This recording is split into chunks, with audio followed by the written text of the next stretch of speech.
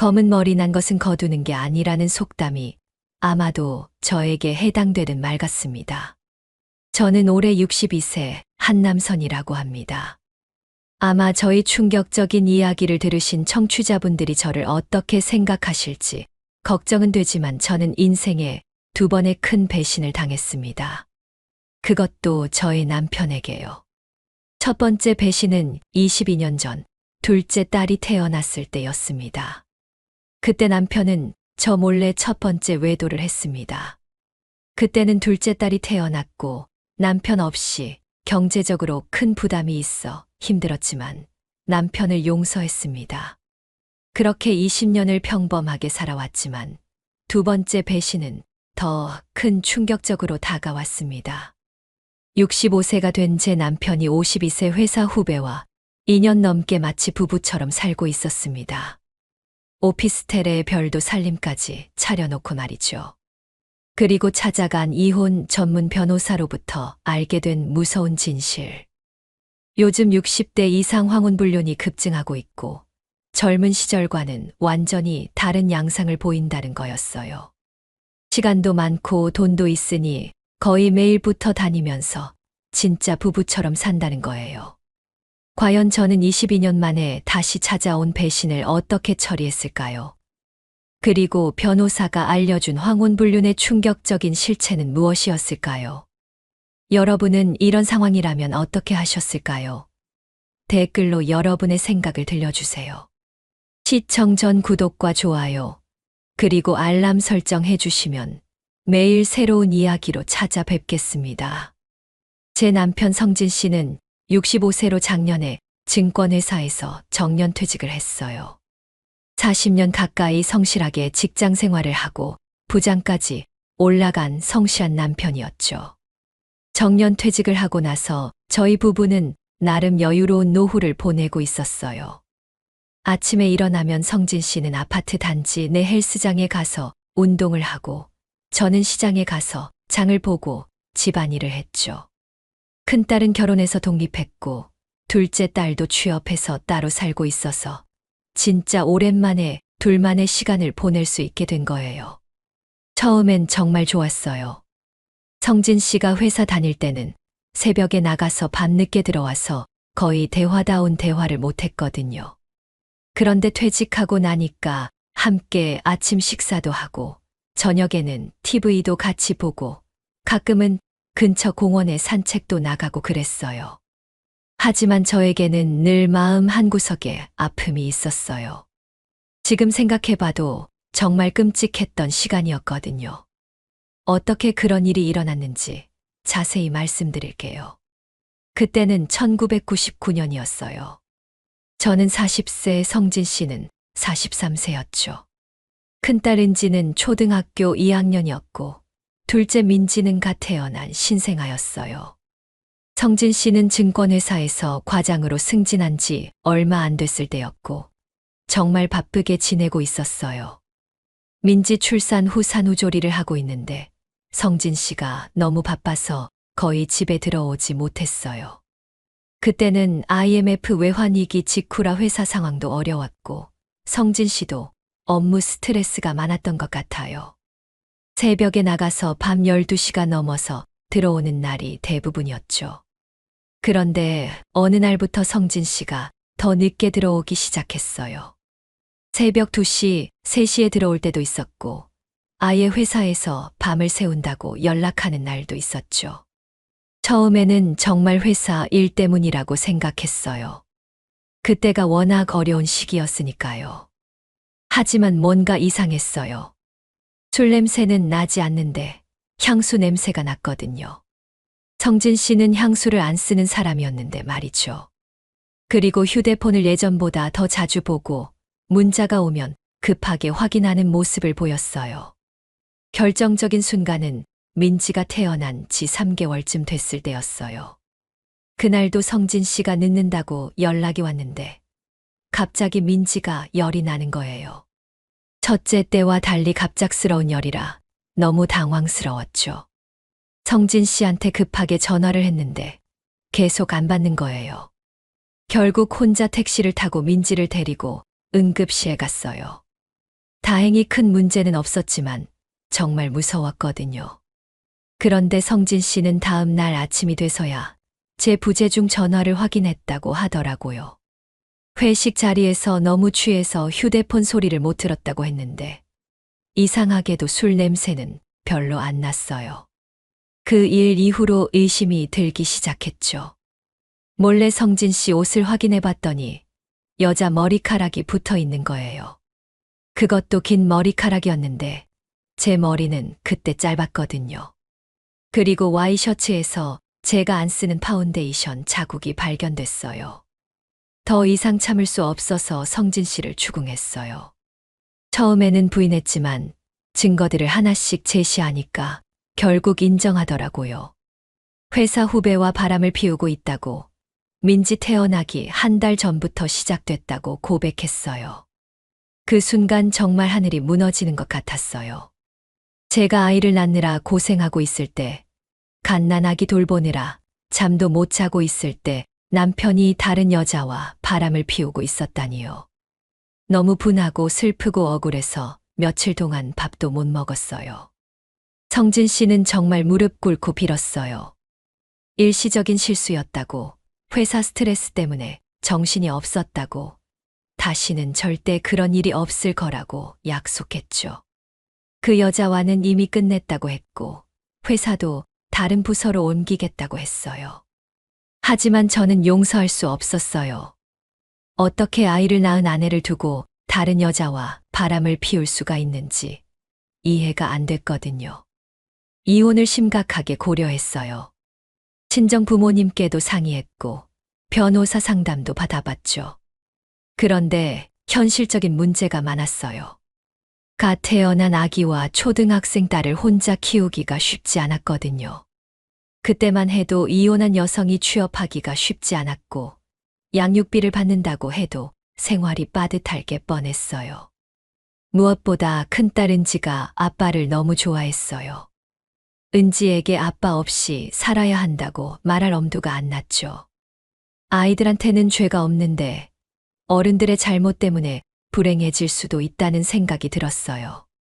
그래서 결국 용서하기로 했어요. 하지만 조건이 있었죠.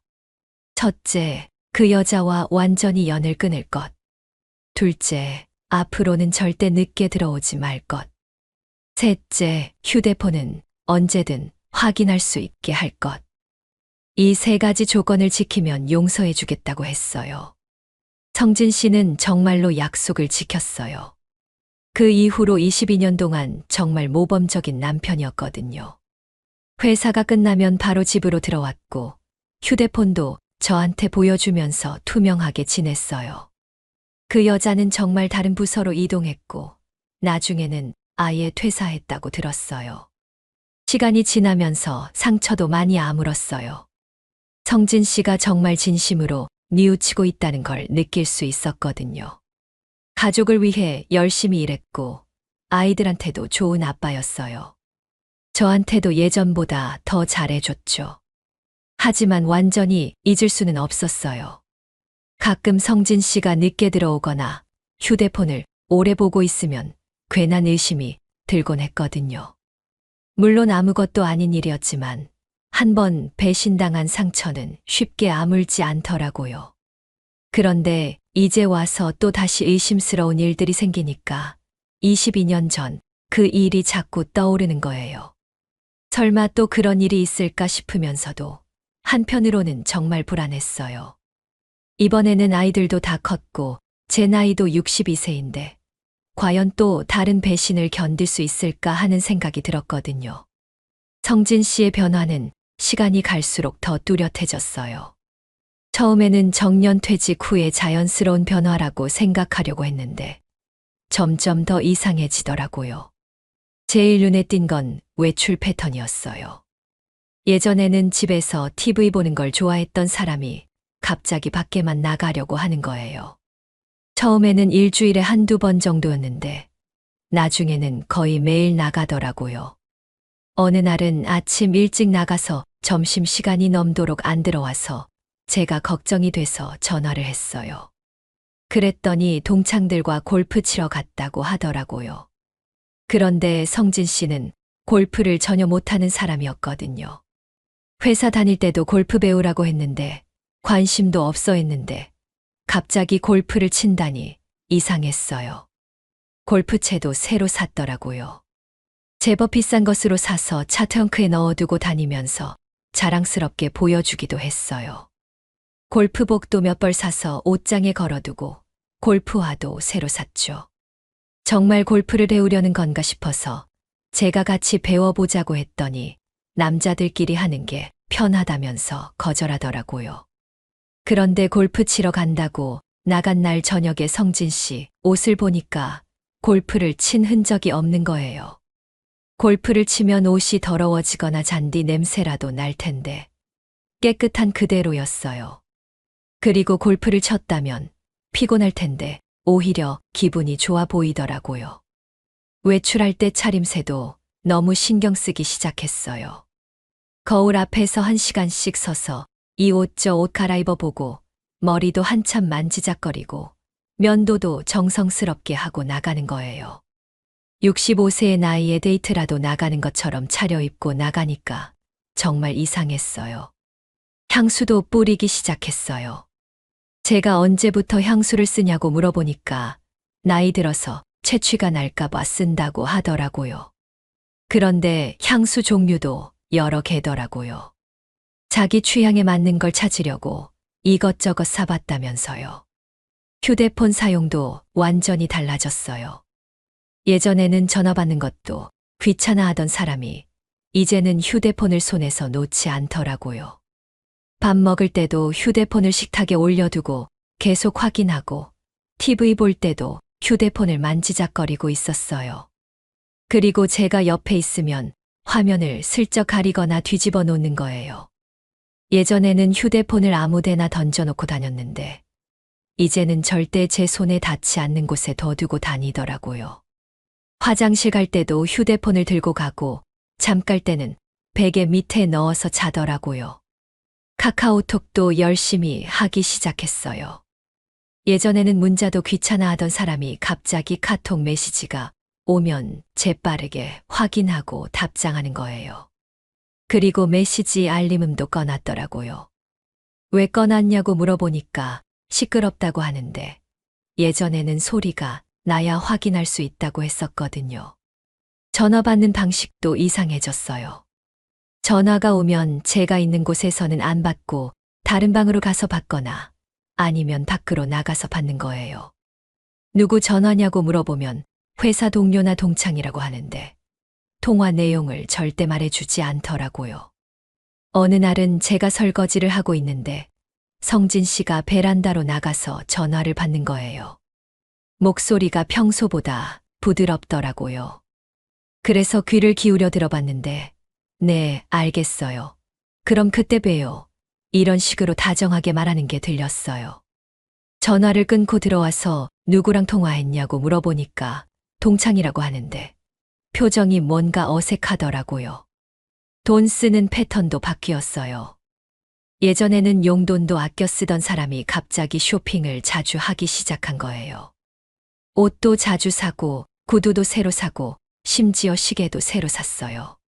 제가 갑자기 왜 이렇게 쇼핑을 많이 하냐고 물어보니까 그동안 자기를 위해 돈을 써본 적이 없어서 이제라도 좀 잘 차려입고 다니고 싶다고 하더라고요.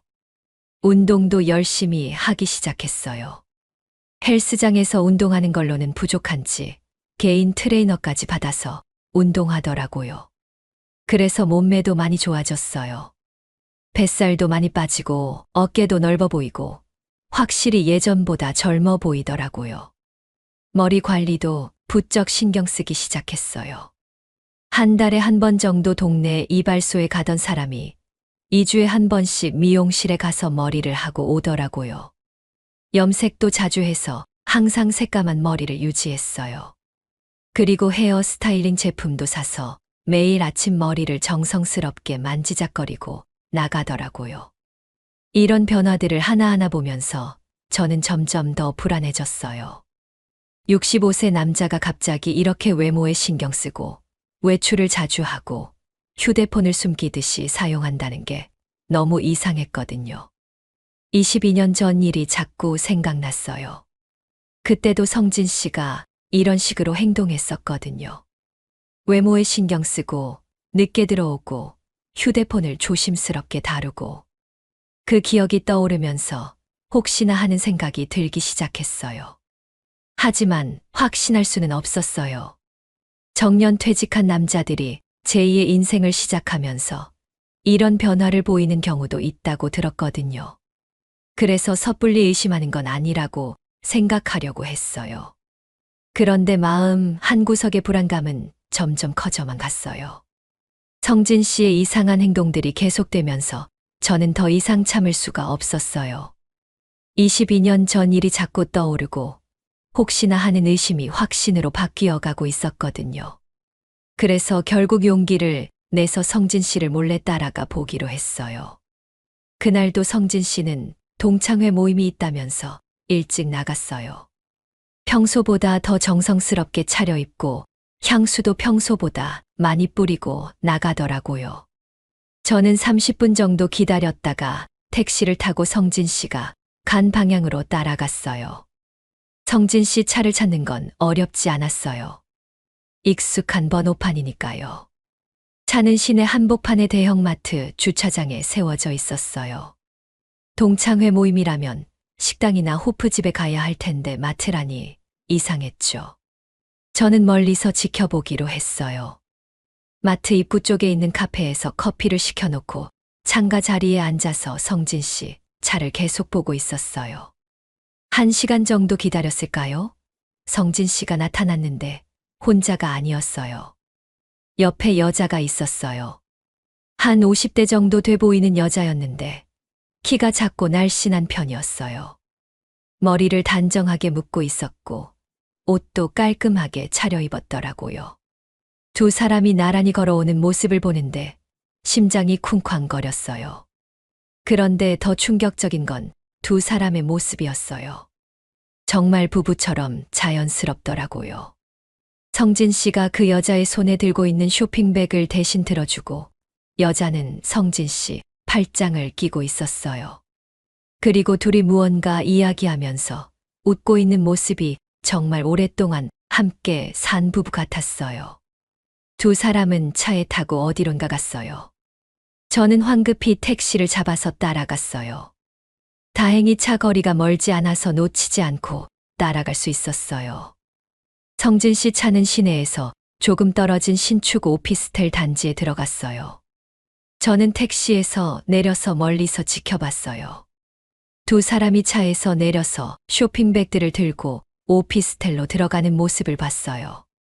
정말 집에 들어가는 부부 같았어요. 성진 씨가 여자보다 앞서 가면서 문을 열어주고 여자는 자연스럽게 들어가더라고요. 그 순간 정말 머리가 하얘졌어요. 22년 전 일이 다시 반복되고 있다는 걸 확실히 알게 된 거죠. 하지만 더 확실한 증거를 봐야겠다는 생각이 들어서 오피스텔 주변을 서성거리면서 기다렸어요. 1시간 정도 지났을까요? 두 사람이 다시 나왔어요. 이번에는 쓰레기 봉투를 들고 나와서 분리수거함에 버리더라고요. 그리고 성진 씨가 여자의 머리를 쓰다듬으면서 뭔가 말하는 모습을 봤어요. 여자는 성진 씨를 올려다보면서 웃고 있었고요. 그 모습을 보는데 정말 가슴이 찢어지는 것 같았어요. 내 남편이 다른 여자와 이렇게 친밀하게 지내고 있다는 게 믿어지지 않았거든요. 더군다나 그 여자와 함께 사는 것처럼 보이는 모습까지 봤으니까요.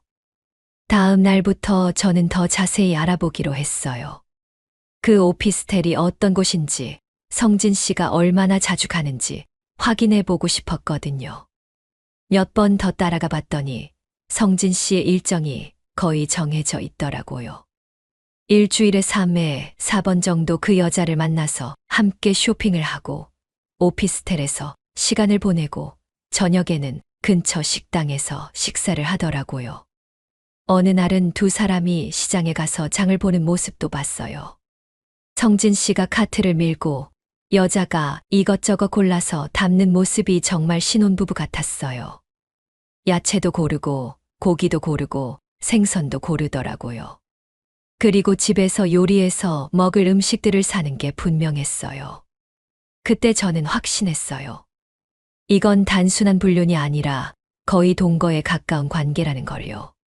성진 씨가 그 오피스텔에서 그 여자와 함께 살림을 차리고 살고 있다는 거였어요. 더 충격적인 건 그 여자가 누구인지 알게 됐을 때였어요. 어느 날 성진 씨가 그 여자를 데리고 근처 카페에 갔는데 저는 멀리서 망원경으로 지켜봤어요. 그 여자의 얼굴을 자세히 보는데 어디서 본 것 같더라고요. 그리고 기억이 났어요. 성진 씨 회사 회식 때 몇 번 본 적이 있는 여자였어요. 이름은 미희 씨였고 성진 씨보다 10살 정도 어린 후배였어요. 성진 씨가 부장일 때 그 밑에서 일했던 직원이었죠. 미희 씨는 결혼을 안 한 것으로 알고 있었어요. 성진 씨도 예전에 미희 씨 이야기를 할 때 결혼 안 한 여직원이라고 했었거든요. 그래서 더 충격이었어요. 성진 씨가 미혼 여성과 불륜을 저지르고 있다는 것도 충격이었지만 회사 후배와 이런 관계를 맺고 있다는 게 더 믿기 어려웠어요. 며칠 더 지켜보니까 두 사람의 관계가 얼마나 깊은지 알 수 있었어요. 성진 씨가 미희 씨를 대하는 모습이 정말 남편이 아내를 대하는 것 같았거든요. 미희 씨가 무거운 걸 들고 있으면 대신 들어주고, 길을 건널 때는 손을 잡아주고, 식당에서는 미희 씨가 좋아할 만한 음식을 주문해 주더라고요. 미희 씨도 성진 씨를 정말 편하게 대했어요. 성진 씨 옷에 먼지를 털어주기도 하고, 머리카락을 정리해 주기도 하고, 정말 오랫동안 함께 산 부부처럼 자연스럽더라고요. 그 모습들을 보면서 저는 정말 절망스러웠어요. 22년 전에는 일시적인 실수라고 생각할 수 있었지만, 이번에는 확실히 달랐거든요. 성진 씨가 미희 씨와 진짜 사랑에 빠져서 거의 함께 살고 있다는 게 분명했어요. 집에 돌아와서도 성진 씨를 보는 게 너무 힘들었어요. 마치 다른 사람을 보는 것 같았거든요. 40년 넘게 함께 산 남편이 이렇게 저를 배신하고 있다는 게 믿어지지 않았어요. 그날 밤 성진 씨가 씻고 나와서 평상시처럼 TV를 보고 있는데 저는 그 모습을 보면서 어떻게 이렇게 태어날 수 있는지 이해가 안 됐어요. 낮에는 다른 여자와 부부처럼 지내다가 밤에는 집에 와서 아무 일 없었던 것처럼 행동한다는 게 정말 끔찍했거든요. 이제는 확실히 알았으니까 어떻게 해야 할지 결정해야 했어요. 성진 씨의 불륜 현장을 목격한 후 며칠 동안 저는 정말 잠을 못 잤어요. 어떻게 해야 할지 모르겠더라고요. 22년 전에는 아이들 때문에 참았지만 이제는 상황이 달랐어요. 아이들도 다 컸고 제 나이도 62세가 됐으니까요. 그래서 전문가의 도움을 받기로 했어요. 인터넷에서 이혼 전문 변호사를 찾아봤는데 태준 씨라는 변호사가 황혼 이혼 전문가로 유명하더라고요. 48세의 젊은 변호사였는데 이혼 관련 책도 쓰고 TV에도 나와서 법률 상담을 해주는 분이었어요. 변호사 사무실은 강남에 있었어요. 깔끔하고 모던한 사무실이었는데 태준 씨는 생각보다 친근하고 따뜻한 분이었어요. 제가 상황을 설명하니까 진지하게 들어주시더라고요. 태준 씨가 제 이야기를 다 듣고 나서 말했어요. 한 선생님, 님이 겪고 계신 상황은 요즘 정말 많이 발생하고 있는 황혼 불륜의 전형적인 사례예요. 60대 이상 연령층에서 불륜이 급증하고 있거든요. 그러면서 태준 씨가 황혼 불륜에 대해 자세히 설명해 주기 시작했어요. 먼저 왜 황혼 불륜이 늘어나고 있는지부터 설명해 주더라고요. 평균 수명이 늘어나면서 60대도 아직 젊다고 생각하는 사람들이 많아졌어요. 그리고 개인의 행복을 추구하는 문화가 확산되면서 지금까지 가족을 위해 희생했으니 이제는 내가 원하는 대로 살고 싶다는 생각을 하는 사람들이 많습니다. 특히 남성들의 경우에는 몇십 년 동안 처자식 부양하느라 힘들었는데 이제는 내 마음대로 살겠다. 내가 원하는 여자 만나겠다는 심리가 강하게 나타나고 있어요. 여성들도 마찬가지로 오랜 기간 남편 뒷바라지하고 자식들 키우느라 고생했는데 이제는 나를 사랑해주는 남자와 살고 싶다는 마음을 갖는다고 했어요. 그리고 태준 씨가 황혼불륜의 특징 네 가지를 설명해 주었는데 정말 성진 씨 상황과 완전히 일치했어요. 첫 번째 특징은 불륜 지속 기간이 길다는 거였어요. 젊을 때처럼 순간적인 쾌락을 위한 불륜이 아니라 안정적인 관계를 원한다는 거예요. 그러다 보니까 1년 이상은 기본이고 3년에서 4년 심지어 10년 이상 지속되는 경우도 많다고 했어요. 심지어 아내가 알게 된 후에도 자식들이 알게 된 후에도 관계가 끊어지지 않는 경우가 많다고 하더라고요. 성진 씨와 미희 씨 관계도 제가 확인한 바로는 최소 2년은 넘게 지속되고 있었거든요. 그리고 두 사람의 관계가 너무 자연스러워서 훨씬 더 오래된 것 같다는 생각도 들었어요. 두 번째 특징은 오랫동안 알고 지내던 사람과 불륜을 한다는 거였어요. 황혼불륜을 시작하는 것 자체가 쉽지 않으니까 신중하게 상대를 고른다는 거예요. 그래서 몇십 년 동안 함께 일해왔던 직장 동료나 어린 시절부터 알던 동창 이런 사람들과 불륜 관계에 빠지는 경우가 많다고 했어요. 성진 씨와 미희 씨도 정말 그랬어요. 회사에서 상사와 부하 직원으로 오랫동안 함께 일했던 사이였으니까요. 서로의 상황을 잘 알고 있었을 거고 성진 씨의 가정사도 미희 씨가 어느 정도 알고 있었을 거라고 태준 씨가 말했어요. 세 번째 특징이 정말 충격적이었는데 불륜이 아니라 거의 부부 같다는 거였어요. 오랫동안 불륜 관계를 지속하고 오래 알고 지내던 사람과 관계를 맺다 보니까 마치 불륜 커플이 아니라 정말 부부 같아 보인다는 거예요. 서로의 자녀 이야기도 하고 결혼에 대한 이야기도 하고 정말 부부 같은 대화를 한다고 했어요. 그리고 경제적 여유가 있는 분들은 오피스텔이나 아파트 같은 걸 구해서 거기서 살림을 차려놓고 산다고 하더라고요. 정말 성진 씨와 미희 씨가 그랬어요. 오피스텔에서 함께 살림을 하고 장도 보고 쓰레기도 버리고 완전히 부부처럼 지내고 있었거든요. 네 번째 특징은 시간적, 경제적 여유가 있기 때문에 붙어 있는 시간이 굉장히 많다는 거였어요. 60대, 70대가 되면 은퇴를 했기 때문에 시간적 여유가 있고 그동안 모아놓은 돈도 있으니까 경제적 여유도 있다는 거예요. 돈도 많고 시간도 많고 사랑하는 사람이 있으니까 거의 매일 붙어서 지낸다고 했어요. 성진 씨도 정년 퇴직해서 시간이 많았고 퇴직금이나 연금도 있어서 경제적 여유가 있었어요. 그래서 미희 씨와 거의 매일 만날 수 있었던 거죠. 태준 씨가 실제 사례도 하나 들려줬어요. 80대 할아버님이 상담을 받으러 왔는데 아내와 이혼하면서 재산 분할을 얼마나 줘야 하냐고 물어봤다는 거예요. 그런데 알고 보니까 그분이 아내라고 하는 사람은 실제 아내가 아니라 15년 동안 불륜 관계를 맺었던 여성이었다는 거예요. 너무 오랫동안 함께 살다 보니까 자기 스스로도 착각을 하신 거죠. 하지만 사실혼이 아닌 단순한 불륜 관계였기 때문에 법적으로 보호받을 수 없다고 설명해드렸더니 오히려 좋아하셨다고 하더라고요. 재산 분할을 안 해도 되니까요. 태준 씨 말이 황혼불륜의 가장 큰 문제는 관계를 끊기가 어렵다는 거였어요. 젊을 때 불륜처럼 그만하라고 말한다고 끝나는 게 아니라는 거예요. 앞으로 살 날이 얼마나 남았는데 지금부터는 내 마음대로 살게 냅둬라는 식으로 생각하기 때문에 관계를 끊어내려면 법적인 조치가 필요하다고 했어요. 상간자 소송이나 이혼 소송 같은 법적 압박을 가해야 관계를 정리할 수 있다고 하더라고요. 그리고 황혼 이혼이 증가하는 것도 이런 황혼불륜과 연관이 있다고 설명해 줬어요. 태준 씨와 상담을 마치고 나니까 제 상황이 정말 전형적인 황혼불륜 사례라는 걸 확실히 알게 됐어요.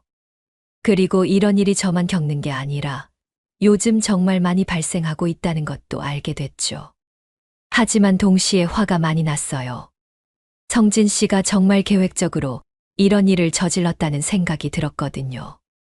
정년 퇴직하고 시간과 돈이 생기니까 예전부터 마음에 두고 있던 미희 씨와 본격적으로 불륜을 시작한 것 같았어요.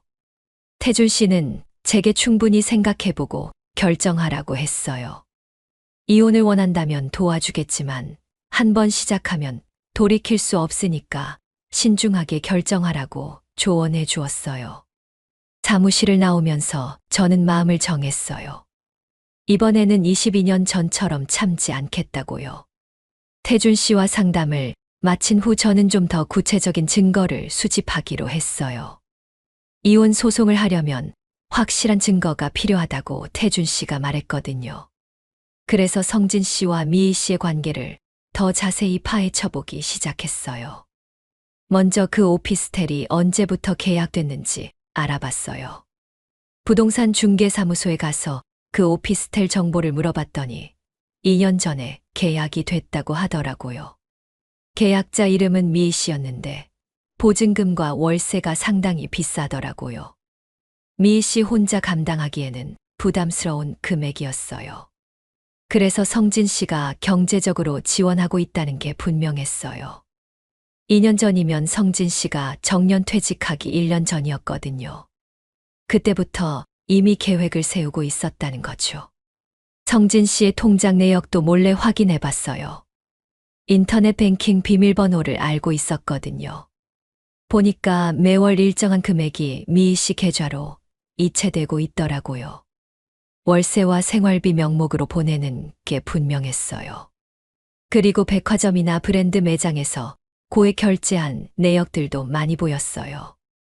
어느 날은 성진 씨가 외출한 틈에 성진 씨 옷장을 뒤져봤어요. 그러다가 쇼핑백 하나를 발견했는데 안에 여성용 액세서리가 들어있더라고요. 목걸이, 귀걸이, 팔찌 같은 것들이었는데 모두 비싼 브랜드 제품이었어요.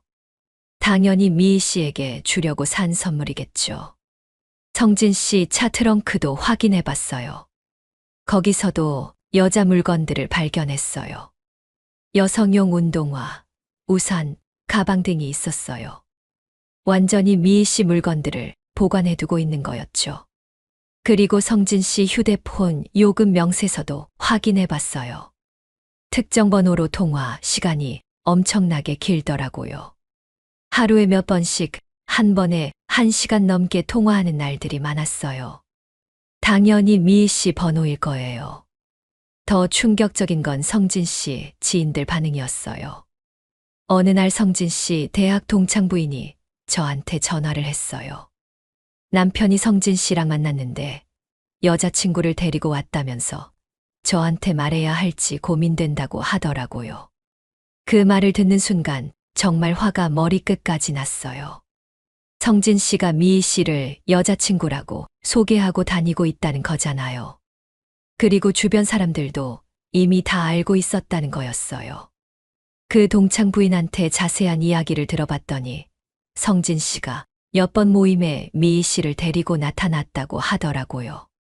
그리고 정말 부부처럼 다정하게 지내더라고 했어요. 처음에는 사람들이 성진 씨가 이혼했나 생각했는데 알고 보니 저와 아직 결혼 상태라는 걸 알고 다들 당황했다고 하더라고요. 더 알아보니까 성진 씨 회사 동료들 사이에서도 이미 소문이 다 났더라고요. 성진 씨가 퇴직 후에 미희 씨와 사귀고 있다는 걸 다들 알고 있었어요. 그런데 저만 몰랐던 거죠. 성진 씨의 행동 패턴도 더 자세히 관찰해 봤어요. 거짓말하는 방식이 정말 치밀하더라고요.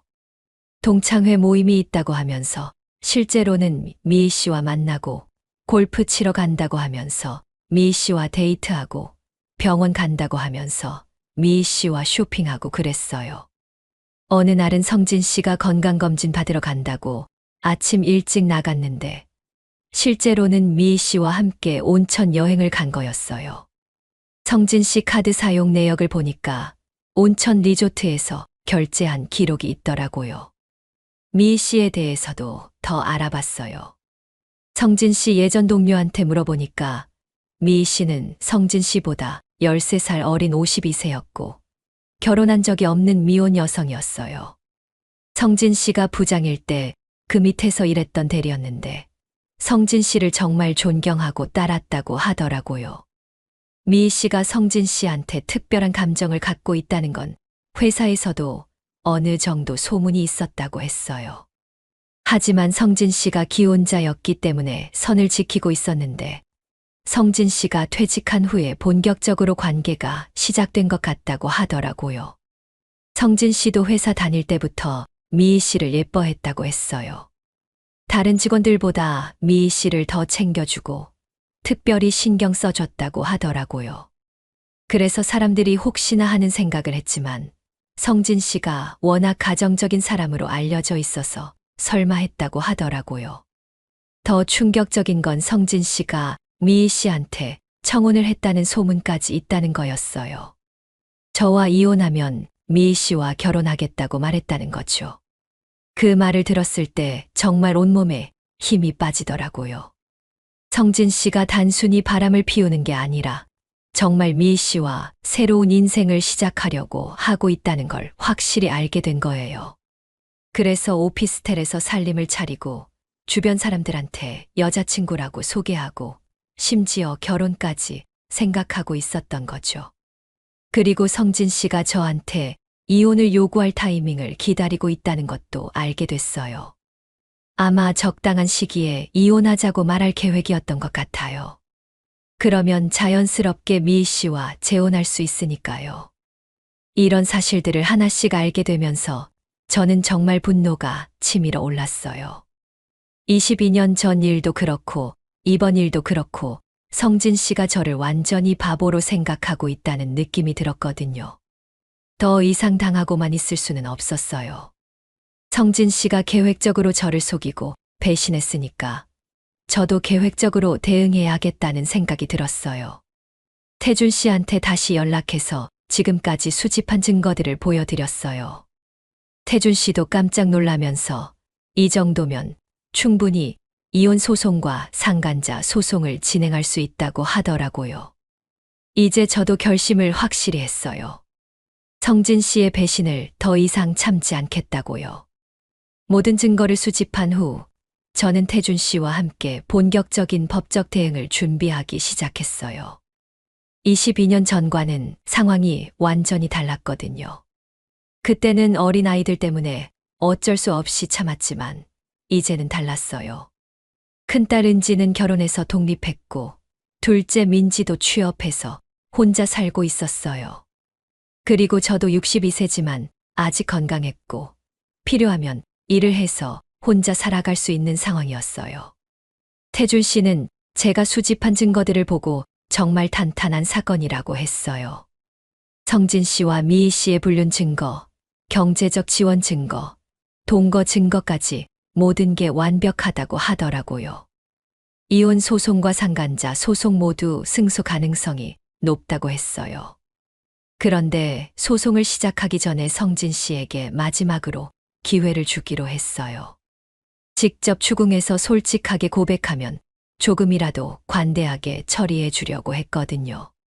그날 저녁 성진 씨가 평상시처럼 집에 들어왔을 때 저는 마음을 다잡고 성진 씨를 불렀어요. 여보, 우리 좀 심각하게 얘기할 게 있어요 라고 말했죠. 성진 씨가 뭔가 이상하다는 표정을 지으며 거실로 왔어요. 저는 준비해둔 사진들을 테이블 위에 펼쳐놨어요. 성진 씨와 미희 씨가 함께 있는 사진들, 오피스텔 출입하는 사진들, 함께 쇼핑하는 사진들이었어요. 성진 씨는 그 사진들을 보는 순간 얼굴이 하얘졌어요. 그리고 한참 동안 아무 말도 못 하더라고요. 저는 차분하게 말했어요. 여보, 이게 뭔지 설명해 주세요. 그리고 미희 씨와 어떤 관계인지 솔직하게 말해 주세요. 성진 씨는 처음에는 부인하려고 했어요. 그냥 후배니까 가끔 만나서 식사하는 거라고 오해하지 말라고 했어요. 하지만 저는 더 많은 증거들을 하나씩 제시했어요. 통장 이체 내역, 오피스텔 계약서 사본, 주변 사람들의 증언까지 모든 걸 보여줬죠. 그제서야 성진 씨가 고개를 숙이더라고요. 그리고 조용히 인정했어요. 미희 씨와 2년 넘게 사귀고 있다고, 오피스텔에서 함께 지내고 있다고 고백했어요. 저는 성진 씨에게 물어봤어요. 22년 전 일은 뭐였나요? 그때 다시는 그런 일이 없을 거라고 약속하지 않았나요? 성진 씨는 정말 미안하다고, 자기도 어쩔 수 없었다고 했어요. 하지만 저는 더 이상 그런 변명을 들을 수 없었어요. 22년 전에는 일시적인 실수라고 믿었지만 이번에는 달랐거든요. 2년 넘게 계획적으로 저를 속이고 오피스텔까지 구해서 동거하고 주변 사람들한테 여자친구라고 소개하고 심지어 결혼까지 생각하고 있었다는 걸 알고 있었거든요. 저는 성진 씨에게 선택권을 줬어요. 미희 씨와 완전히 관계를 정리하고 저와 다시 시작할 건지 아니면 이혼할 건지 결정하라고 했어요. 하지만 조건이 있었죠. 만약 다시 시작한다면 미희 씨와 관련된 모든 걸 정리해야 하고 오피스텔도 해약해야 하고 앞으로는 제가 성진 씨의 모든 일정을 관리하겠다고 했어요. 성진 씨는 한참 고민하더니 충격적인 말을 했어요. 여보, 미안해. 나 이제 미희 없이는 살 수 없을 것 같아. 이런 말하면 내가 정말 나쁜 놈인 걸 알지만 나 미희를 사랑하고 이제 미희와 새로운 인생을 시작하고 싶어. 그 말을 듣는 순간 저는 오히려 시원했어요. 더 이상 망설일 필요가 없어졌거든요. 성진 씨가 먼저 이혼을 원한다고 했으니까 저도 당당하게 법적 대응을 할 수 있게 된 거죠. 저는 태준 씨한테 바로 연락했어요. 성진 씨가 이혼을 원한다고 하니까 본격적으로 소송을 진행하자고 했어요. 태준 씨는 오히려 좋은 상황이라고 했어요. 성진 씨가 먼저 이혼을 원한다고 했으니까 저희가 더 유리한 조건으로 협상할 수 있다고 하더라고요. 이혼 조건은 확실하게 정했어요. 재산분할은 7대3으로 제가 더 많이 가져가기로 했어요. 성진 씨의 불륜이 원인이니까 당연한 거였죠. 그리고 위자료도 상당한 금액을 요구했어요. 상간자 소송도 진행했어요. 미희 씨를 상대로 손해배상 청구를 했죠. 미희 씨가 결혼한 남자와 불륜을 저질러서 제가 정신적 피해를 입었다는 이유였어요. 아이들한테도 상황을 설명했어요. 처음에는 은지와 민지 모두 충격을 받았지만 제가 수집한 증거들을 보여주니까 이해하더라고요. 특히 민지는 정말 화를 냈어요. 자기 때문에 22년 전에 참았던 엄마가 또 다시 이런 일을 당한다는 게 너무 분하다고 했어요. 아이들은 모두 제 편이 돼줬어요. 아빠가 잘못했으니까 엄마가 원하는 대로 하라고 했어요. 그리고 앞으로 엄마 혼자 살더라도 자기들이 열심히 도와주겠다고 약속했어요. 소송은 생각보다 빨리 진행됐어요. 증거가 너무 확실해서 성진 씨 측에서도 별로 반박할 게 없었거든요. 결국 저희가 요구한 조건대로 합의가 이뤄졌어요. 재산 분할로 받은 돈과 위자료, 상간자 소송으로 받은 배상금을 합하면 혼자 살기에는 충분한 돈이었어요. 그리고 저도 아직 건강하니까 필요하면 일도 할 수 있었고요. 이혼이 확정된 후 성진 씨는 정말 미희 씨와 재혼했어요. 오피스텔에서 나와서 좀 더 큰 아파트로 이사하더라고요. 제 소식을 전해 들으니까 정말 행복해 보인다고 하더라고요. 저는 처음에는 서운했어요. 40년 넘게 함께 산 세월이 그렇게 쉽게 정리될 수 있나 싶어서요. 하지만 시간이 지나면서 오히려 홀가분해졌어요. 더 이상 성진 씨의 거짓말을 듣지 않아도 되고 의심하면서 살지 않아도 됐거든요. 지금은 작은 아파트에서 혼자 살고 있어요. 아이들이 자주 와서 안부를 확인해주고 친구들도 많이 도와주고 있어요. 그리고 저도 새로운 취미 생활을 시작했어요. 요가도 배우고 영어 공부도 하고 여행도 다니면서 제2의 인생을 즐기고 있어요. 가끔은 성진 씨 생각이 나기도 해요. 22년 전에 용서했을 때처럼 이번에도 참고 넘어갔다면 어땠을까 하는 생각도 들어요. 하지만 후회하지는 않아요. 이번에는 제가 올바른 선택을 했다고 생각하거든요.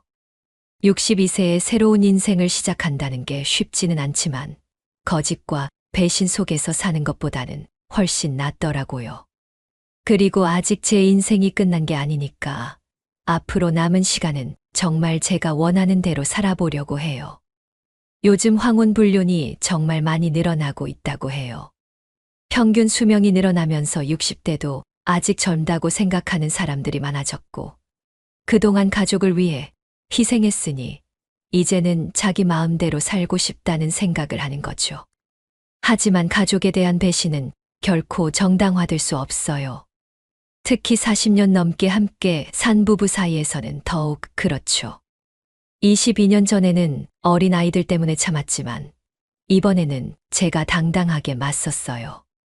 지금 저는 작지만 따뜻한 집에서 혼자 살면서 정말 제가 원하는 삶을 살고 있어요. 아이들도 자주 와서 안부를 확인해주고 새로운 취미 생활도 시작했어요. 거짓말 속에서 의심하며 사는 것보다 훨씬 행복해요. 여러분은 어떻게 생각하세요? 제가 22년 전처럼 다시 한번 용서했어야 했을까요? 아니면 이번처럼 당당하게 맞선 게 옳았을까요? 여러분도 비슷한 경험이 있으시거나 주변에서 이런 일을 보셨다면 댓글로 이야기를 들려주세요. 그리고 이 이야기가 도움이 되셨다면 구독과 좋아요도 부탁드려요. 여러분의 관심과 응원이 제게 큰 힘이 됩니다.